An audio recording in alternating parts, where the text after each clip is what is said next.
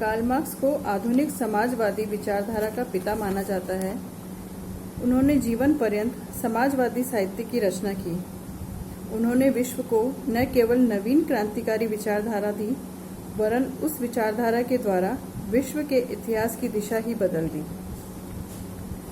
Karl Marx का जन्म 5 मई सन 1818 में प्रशिया के राइन प्रांत के त्रियर नगर में हुआ।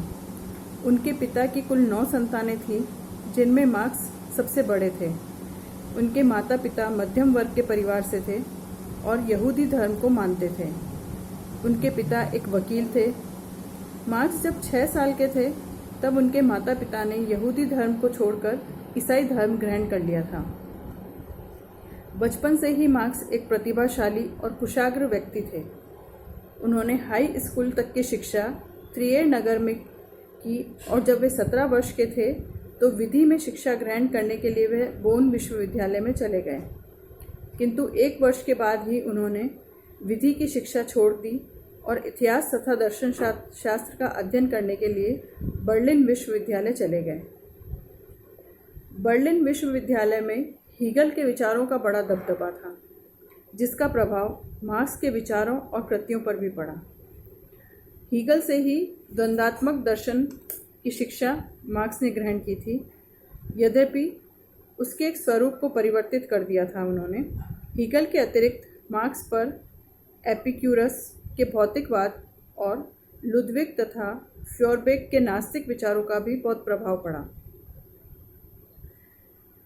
मार्क्स ने 1841 में जेना विश्वविद्यालय से डेमोक्रेटिक्स और एपिक्यूरस के प्राकृतिक दर्शन के भेद पर डॉक्टरेट की उपाधि प्राप्त की। मार्क्स को अपने एक पड़ोसी वेस्टफैलन का भी अध्ययन में बहुत सहयोग मिला। वेस्टफैलन मार्क्स को पढ़ाने के लिए पुस्तकें भी देता था और शाम के समय उनके साथ घूमते हुए कई महत्वपूर्ण विषयों पर चर्चा भी करता था।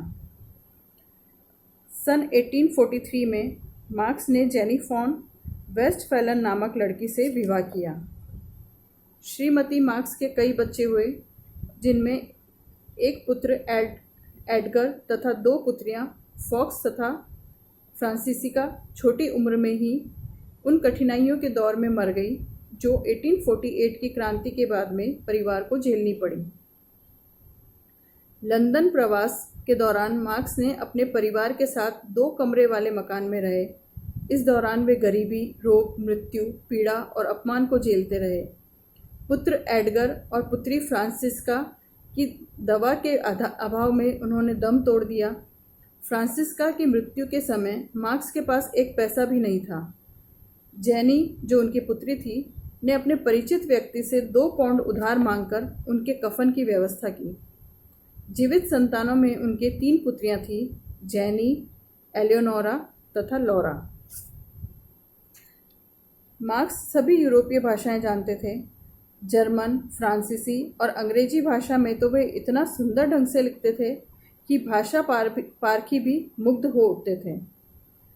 मार्क्स ने 50 वर्ष की आयु में रशियन भाषा सीखी और वह उसको सीखने के पीछे उनका एक ही उद्देश्य था कि वह सरकारी जांचों से संबंधित उन दस्तावेजों को पढ़ सके जिनके प्रकाशन पे रूसी सरकार ने प्रतिबंध लगा दिया था। मार्क्स रात को बहुत देर तक अध्ययन करते थे और उन्हें अध्ययन का बहुत ही शौक था। 1843 में मार्क्स ने राइन समाचार पत्र में काम करना शुरू किया। 1842 में मार्क्स ने राइन समाचार पत्र में संपादक के रूप में काम किया और वे बोन से कोलोन चले गए। मार्क्स के संपादन काल में पत्र का रुझान अधिकाधिक क्रांतिकारी जनवादी होता गया।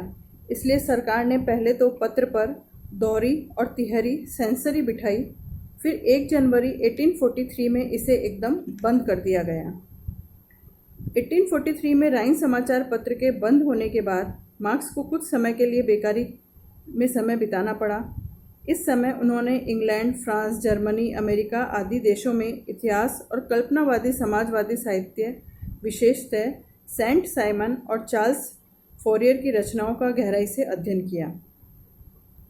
पेरिस में मार्क्स ने फ्रैंको जर्मन शब्दकोश के संपादक बन गए, किंतु शासन और तत्कालीन व्यवस्था विरोधी विचारों के कारण पत्र के प्रकाशन में थोड़े समय बाद ही उन्हें बंद करना पड़ा। इस पत्र में मार्क्स ने कानून के आर्थिक आधार नामक लेख लिखा। इस पत्र में एंजिल ने भी एक लेख लिखा था। दोनों ही एक दूसरे के विचारों से बहुत प्रभावित हुए।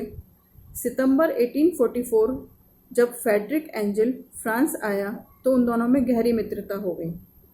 एंजिल का व्यक्तित्व रौबीला था। वह असाधारण मस्तिष्क का मालिक था। वह एक उद्योगपति का सुपुत्र जिसे विरासत में अपार धन संपत्ति प्राप्त थी। मार्क्स और एंजिल ने सम्मिलित रूप से साम्यवादी साहित्य की रचना की। दोनों ने राजनीतिक कार्यों में एक दूसरे का सहयोग किया, अपने शोध कार्य एवं लेखों में एक दूसरे की सहायता की। यदि मार्क्स समाजवाद के सिद्धांत को बनाने वाले थे तो एंजिल उसका प्रचारक और आयोजक था। एंजिल मार्क्स के पारिवारिक मित्र भी बन गए और उनकी पुत्रियां उन्हें दूसरे पिता के नाम से पुकारती थीं। मार्क्स जब भी गरीबी के कुचक्र में फंसे तो एंजिल ने ही उनकी आर्थिक सहायता की। यदि एंजिल की सहायता न मिलती तो मार्क्स आजीवन ही इन समस्याओं से लड़ते रहते और विश्व को उनका समाजवादी साहित्य नहीं मिल पाता। 1844 में मार्क्स को बुनकरों के विरोध का समर्थन करने के कारण प्रशिया सरकार ने फ्रांस की सरकार पर यह दबाव डाला कि वह मार्क्स को फ्रांस से निकाल दे। 1845 में मार्क्स को पेरिस छोड़ने के आदेश दिए गए और वह जीवन की विभिन्न विपत्तियां सहन करते हुए ब्रुसेल जाकर रहने लग गए। यही मार्क्स ने अपने मित्र एंजिल के साथ मिलकर होली फैमिली नामक पुस्तक को प्रकाशित किया। मार्क्स ने क्रांतिकारी भौतिक दर्शन और सर्वहारा का सैद्धांतिक क्रांति के तत्व भी इस पुस्तक में देखे जा सकते हैं। 2 दिसंबर 1881 में उनकी पत्नी का निधन हो गया। इससे उन्हें भारी धक्का लगा और उनका स्वास्थ्य गिरता ही चला गया। फेफड़े में सूजन और पुरानी खांसी की चिकित्सा के लिए वे अल्जीरिया और दक्षिणी फ्रांस भी गए, किंतु उससे कोई विशेष लाभ नहीं हुआ। बीमारी में मानसिक कष्ट तब और बढ़ गया जब उनकी सबसे बड़ी पुत्री जेनी की मृत्यु का समाचार मिला। उनकी पत्नी की लंबी और दर्दनाक बीमारी के कारण अनिद्रा और व्यायाम और ताज़ा हवा के अभाव में शारीरिक और नैतिक रूप से मार्क्स को निमोनिया हो गया, जो आखिर में उनकी जान लेकर ही गया। उनकी हालत तेज़ी से गिरती गई और 14 मार्च सन 1883 में सबसे महान विचारक ने चिंतन क्रिया बंद कर दी। वे आराम कुर्सी पर सोए हुए थे, परंतु वे सदा के लिए सो गए।